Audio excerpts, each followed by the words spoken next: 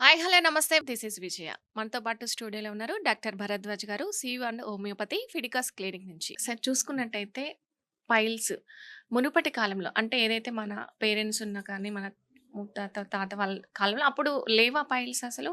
అంటే ఈ మధ్య కాలంలో ఎక్కువగా చూస్తున్నాం. అసలు ఎందుకొస్తుంది? ఏ ఏజ్ వారిలో ఎక్కువగా కనిపిస్తుందిది? రైట్.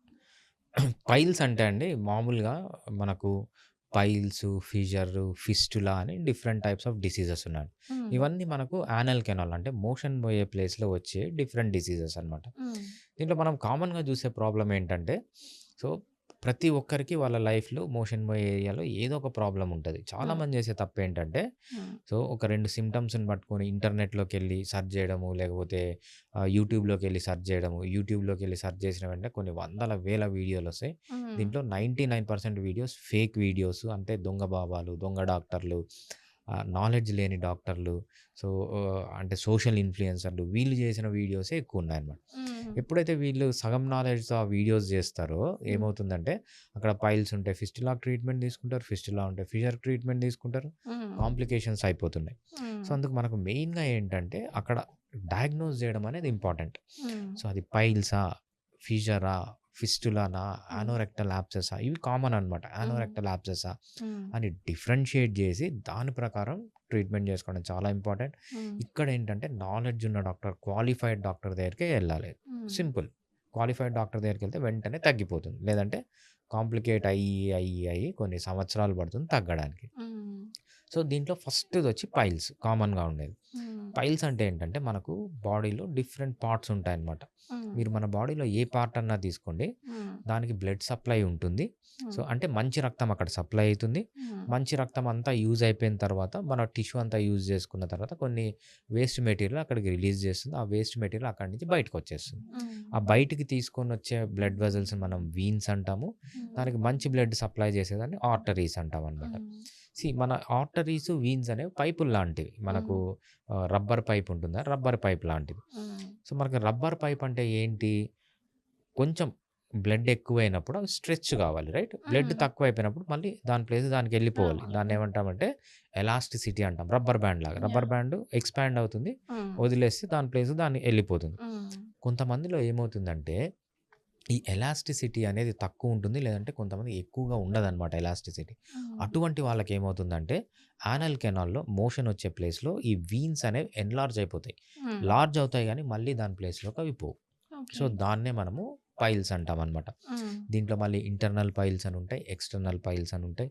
So, hmm. మళ్ళీ ఇంటర్నల్ పైల్స్‌లో గ్రేడ్ 1, గ్రేడ్ 2, గ్రేడ్ 3, గ్రేడ్ 4 అని ఉంటాయి. హ్మ్. ఎక్స్‌టర్నల్ పైల్స్‌లో గ్రేడ్స్ ఉండవు. హ్మ్. ఇక్కడ మనం మెయిన్‌గా ఇక్కడ జరిగే ప్రాబ్లమ్ ఏంటంటే ఇదొచ్చింది. పైల్స్ వచ్చినాయి. వీన్స్ అన్నీ అసలెందుకొస్తుంది సార్? అంటే యాహ్! ఏమన్నా ఫుడ్ తినడం వల్లనా? అసలు కారణాలేంటి? ఫుడ్‌లో ఏమన్నా డిఫాల్ట్ ఉండడం వల్లనా?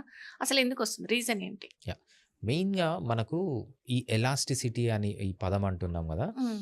డిఫరెంట్ పీపుల్ డిఫరెంట్‌గా జెనెటిక్‌గా వేరే ఉంటారు. రైట్? హ్మ్. కొంతమందికి మంచి ఎలాస్టిసిటీ ఉంటుంది. హ్మ్. కొంతమందికి తక్కువ ఎలాస్టిసిటీ ఉంటుంది. హ్మ్. అంటే పైపే తీసుకోండి మీరు కొన్ని ఎక్కడన్నా ఫ్యాన్సీ స్టోర్‌కెళ్లారు. రబ్బర్ బ్యాండ్ తీసుకోండి.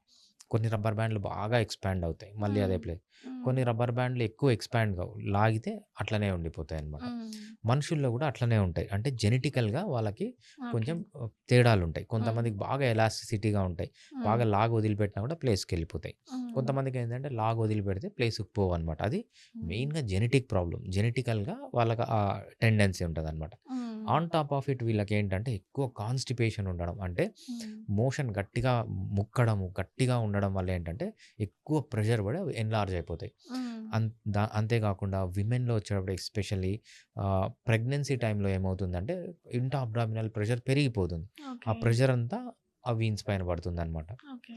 మెన్‌తో పోలిస్తే విమెన్‌కి ఇంకా ఏముంటుందంటే, సో, వాళ్ళకి అబ్డామిన్‌లో ట్యూమర్స్ ఎక్కువ. హ్మ్. మనము ఫైబ్రాయిడ్స్ అంటాము, ఓవేరియన్ సిస్ట్ అంటాము. హ్మ్. ఇంకా వేరే వేరే ట్యూమర్స్ అన్నీ విమెన్‌లో ట్యూమర్స్ ఎక్కువ. హ్మ్. ఈ ట్యూమర్స్ వల్ల అబ్డామిన్‌లో ప్రెషర్ పడడమే అదొక ప్రాబ్లమ్. హ్మ్. ఇంకోటేంటంటే ఎప్పుడైతే అబ్డామిన్‌లో ఈ ట్యూమర్స్ ఉంటాయో, హ్మ్. ఏదన్నా ప్రాబ్లమ్స్ ఉంటాయో ఎండోమెట్రియోసిస్ గాని ఏమన్నా, హ్మ్. వీళ్ళు ఎక్కువ కడుపు నొప్పొస్తుంది. ఎక్కువ కడుపు నొప్పొచ్చినప్పుడు కడుపంతా టైట్‌గా అవుతుందనమాట. హ్మ్. ఎప్పుడైతే టైట్ అవుతుందో అప్పుడు గూడా ఈ బ్లడ్ వెసల్స్ పైన ప్రెషర్ పడి అవి ఎన్‌లార్జ్ అనేవి అయితాయన్నమాట. హుహు. అంతేకాకుండా ఎస్పెషల్లీ ఎవరైతే ఎక్కువ సేపు నిలబడి ఉంటారో హ్మ్. టీచర్స్ గానీ, వాచ్‌మెన్‌లు గానీ, హ్మ్. కెమెరామెన్ గానీ, లేకపోతే కొంతమంది యాంకర్స్ గానీ, ఎవరైతే నిలబడి పనులు చేస్తుంటారో, హ్మ్. అదేవిధంగా వర్కింగ్ విమెన్ హ్మ్. అంటే ఇంట్లో పనిచేసేవాళ్ళనమాట. హ్మ్.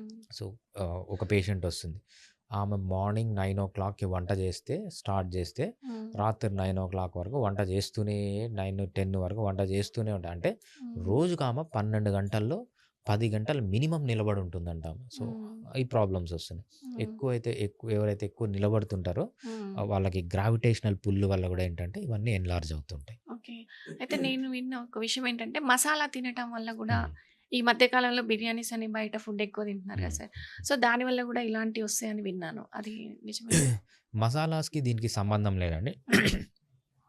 ఇండైరెక్ట్‌గా ఉంటుంది. ఎలా లింక్ ఉంటుందంటే, హ్మ్. ఎవరికన్నా గానీ ఫ్రీక్వెంట్‌గా కడుపు నొప్పి రావడం, హ్మ్. ఫ్రీక్వెంట్‌గా లూజ్ మోషన్స్ కావడం, హ్మ్. కొంతమందికి బంక విరోచనాలంట, గమ్ములాగా విరోచనాలవుతుంటాయి. హ్మ్. ఇట్లాంటి వాళ్ళకేమవుతుందంటే, హ్మ్. అప్పుడు గూడా క ఎక్కువ ప్రెషర్ పెట్టాలి గదా! అవన్నీ బయటికి పోవాలంటే అప్పుడవుతుంది గానీ, హ్మ్. సో, మసాలా ఫుడ్‌లు తిన్నా గూడా వీళ్ళకి ప్రాబ్లమ్స్ ఏమీ లేవు అంటే హ్మ్. రాదనమాట. హ్మ్. మసాలాలు తినడం వల్ల వీళ్ళకి కడుపు నొప్పులు రావడం. హ్మ్. కడుపు నొప్పి అంటే ఏంటి? కడుపు స్క్వీజ్ అవుతుంది. హ్మ్. అప్పుడు ప్రెషర్ పడుతుంది. లేకపోతే ఓకే. కంటిన్యూస్‌గా లూజ్ మోషన్స్ వస్తున్నాయి. హ్మ్. ప్రెషర్ పడుతుంది. హ్మ్. బంక విరోచనాలు అవుతున్నాయి. ప్రెషర్ పడుతుంది. హ్మ్. కొంతమంది కాన్స్ డిసీజ్ అంటామనమాట మసాలాలు తిన్న వాళ్ళకి. హ్మ్. సో, వాళ్ళకి గ్రిప్పింగ్ పెయిన్ సడెన్‌గా ఇట్లా పెయిన్ వస్తుంది కడుపులో. కొంతసేపు హ్మ్. తర్వాత లూజ్ అవుతుంది. మళ్ళీ వస్తుంది. హ్మ్. మళ్ళీ లూజ్ అవుతుంది. సో, ఎవరికైతే ఈ ప్రాబ్లమ్స్ ఉంటాయో మసాలా ఫుడ్ తినడం వల్ల హ్మ్. వాళ్ళకొస్తాయి తప్పితే, మసాలా ఫుడ్ తింటున్నారు కొంతమంది ఈ ప్రాబ్లమ్స్ ఏమీ లేవంటే వాళ్ళకి రాదు. హ్మ్. బేసిక్‌గా మసాలాకి, పైల్స్‌కి సంబంధం లేదు. హ్మ్. మీరు చెప్పేదేంటంటే హ్మ్. మసాలా ఫుడ్ తిన్నప్పుడు ఫిషర్స్ అనేవి ఎక్కువైతాయి. ఓకే. ఫిషర్స్ అనేదేంటంటే అక్కడ యానల్ కెనాల్‌లో కట్ అవుతుంది. హుహు. కట్ అయినప్పుడు ఎప్పుడైతే మసాలాలు తింటారో బాగా ఇరిటెంట్ సబ్స్టెన్సెస్ ఉంటాయన్నమాట. హ్మ్. అది బయటకొచ్చేప్పుడు మండుతుందన్నమాట. సో, హుహు. మనం మసాలాలు తినేటప్పుడు మండుతుంది అంటే మెయిన్‌గా దాన్ని మనము ఫిషర్స్ కింద తీసుకుంటాం గానీ, పైల్స్ కింద కాదు. అందుకే మనకు ఇక్కడ చాలా ఇంపార్టెంట్. హ్మ్. ఒక డాక్టర్ అనేవాడు క్వాలిఫైడ్ ఎక్స్‌పీరియన్స్‌డ్ డాక్టర్ అనేవాడు ఇక్కడే ఇంపార్టెంట్. ఎందుకంటే హ్మ్. అది ఫిషర్స్ వల్ల వచ్చిందా? ట్రీట్మెంట్ వేరే. పైల్స్ వల్ల వచ్చిందా? ట్రీట్మెంట్ వేరే. హ్మ్. ఫిస్టులా ఉందా? ట్రీట్మెంట్ వేరే. హ్మ్. యానోరెప్టల్ యాబ్సెస్ ఉందా? ట్రీట్మెంట్ వేరే. హ్మ్. సో, మీరు చెప్పినట్టు ఆ కన్‌ఫ్యూజన్ అనేది ఉండకుండా హ్మ్. పర్ఫెక్ట్ డయాగ్నోస్ చేయడానికి క్వాలిఫైడ్ డాక్టర్ అనేవాళ్ళు అసలు ఇంపార్టెంట్. పైల్స్ అని ఎలా గుర్తించాలి సార్? దీనికి ట్రీట్మెంట్ ఏంటి? పైల్స్ అంటే సింపుల్ అండి. ఎలా గుర్తిస్తామంటే, హ్మ్. సో, మనము సింప్టమ్స్‌ని బట్టి గుర్తించొచ్చు. లేదంటే మనకు చిన్న టెస్ట్ ఉంటుందన్నమాట. యానల్ కెనాల్‌లో ఒక కెమెరా పెట్టి చూస్తే తెలిసిపోతుంది. హుహు. పైల్స్‌కి వేరే వాటికి సింప్టమ్స్ ఎలా ఉంటాయంటే, హ్మ్. పైల్స్ వచ్చినప్పుడు మనకు ఇంటర్నల్ పైల్స్, ఎక్స్‌టర్నల్ పైల్స్ అంటామనమాట. హ్మ్. ఇంటర్నల్ పైల్స్ ఉంటే ఏమవుతుందంటే పెయిన్ ఉండదు. Zero pain. హుహు. కాపోతే బ్లడ్ అనేది చుక్కలు, చుక్కలు, చుక్కలు పడుతుంది. ఎప్పుడు పడుతుంది?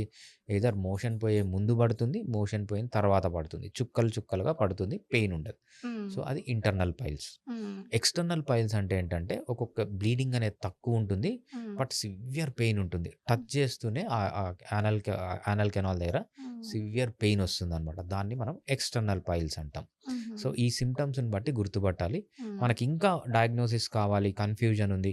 కొంతమందిలో పైల్స్, ఫిషర్స్, ఫిస్టులాలు, యానోరెక్టల్ యాబ్సెస్ అన్నీ కలిసుంటాయన్నమాట. హ్మ్. వాళ్ళకి బెస్ట్ ఏంటంటే మనము హ్మ్. ప్రాక్టోస్కోపీ అంటాము. హ్మ్. ఆ ప్రాక్టోస్కోపీలో ఏంటంటే ఒక చిన్న కెమెరా ఉంటుంది. హ్మ్. లోపల ఇన్సర్ట్ చేసి లోపల మనం వీడియో తీయొచ్చు, లేకపోతే ఫోటోస్ తీయొచ్చు. అది చూస్తూనే తెలిసిపోతుందనమాట. పైల్స్‌లోనే మళ్ళీ ఫస్ట్ గ్రేడ్ ఉందా? సెకండ్ గ్రేడ్ ఉందా? థర్డ్ గ్రేడ్ ఉందా? ఫోర్త్ గ్రేడ్ ఉందా? హ్మ్. ఫిస్టులా ఉంటే అది క్రానిక్ ఫిస్టులానా? హ్మ్. లేకపోతే అక్యూట్ ఫిస్టులానా? హ్మ్. అనేది మనము క్లియర్‌గా తెలిసిపోతుంది. ఓకే. ట్రీట్మెంట్ ఎలా ఉంటుంది హోమియోపతిలో? యాహ్! హోమియోపతిలో మంచి ట్రీట్మెంట్ ఉంటుందండి. హ్మ్. అలోపతిలో వాళ్ళకేంటంటే ట్రీట్మెంట్ లేదు. వాళ్ళేం ఓకే. జేస్తారంటే వీన్స్ పెరిగినాయి అక్కడ కట్ జేసి పడేసేయి. హ్మ్. రైట్? మళ్ళీ కొన్ని రోజుల తర్వాత మళ్ళీ మళ్ళీ వస్తాయి. అసలెందుకొస్తున్నాయంటే కొంతమందిలో ఆ టెండెన్సీ ఉంటది. ఆ ఎలాస్టిసిటీ ఉండదు. ఓకే. అందుకొస్తాయి. హ్మ్.